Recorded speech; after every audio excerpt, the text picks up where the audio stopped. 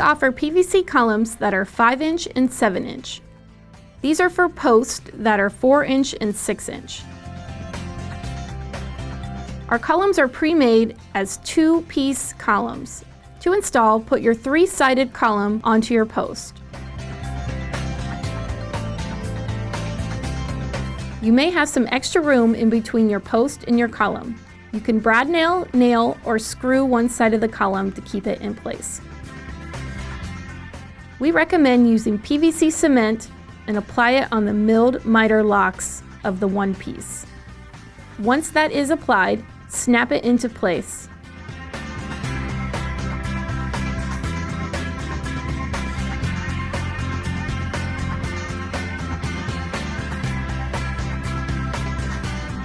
We also include a 5-inch cap and a 7-inch base for decoration. Apply these the same as you would your column.